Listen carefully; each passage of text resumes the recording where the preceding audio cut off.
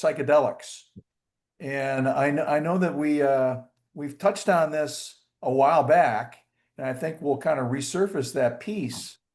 But amid some fanfare in the Oval Office, I think it was yesterday, you had a whole a whole cast of characters, and we won't start naming names, but we're talking about this space. Uh, I don't want to steal your thunder here, but I'd like to hear kind of your thoughts on that, and where potentially could have some application in a portfolio. Yeah, I'll run with this one. So the executive order came this weekend, and it mentioned supporting these psychedelic assets in the treatment of diseases, specifically calling out veterans, which is very important in the context of PTSD and anxiety and depression. If you think about key issues for the country, what the FDA has been doing now, a new program with this administration, is the Commissioner's National Priority Review, so CNPV program. And this essentially shortens the review time for drugs from 6 to 12 months to being less than 3 months. And so very, very quick turnaround. And the government, the FDA, is giving these vouchers to things that it thinks are in the national interest. And so now it has said one of these things is psychedelics, calling out veterans, calling out PTSD, anxiety, and depression. And so there was a whole class of drugs or of companies that are developing these psychedelic drugs that was up, 10, 20% on Monday, as you mentioned, Right. because these are the companies that play in that space. And so you might wonder from a portfolio perspective, how do we kind of get on board with this? And how do we think about investing in this space? And who are those players and how are they different? You know, it's going to be, there's so many factors still going on, right? So obviously the stocks were very strong, people are piling in, but there's a lot of things we still need to think through. One of those is even if these drugs are descheduled at the federal level, it then goes to the states. So there are some states that automatically, What does that mean, Anna? Deschedule.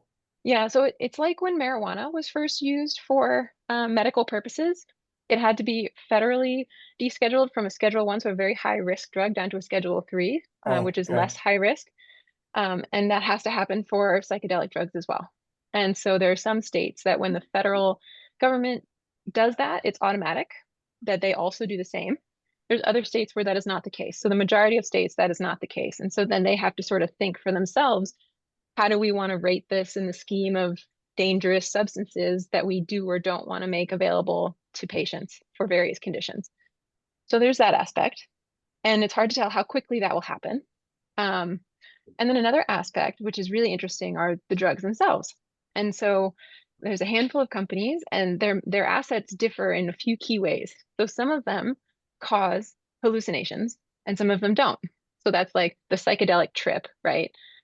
And the companies that have these trips really swear by them, that this is a self-exploration treatment, that it helps people unlock memories and stressful experiences and sort of rework them in a less stressful way.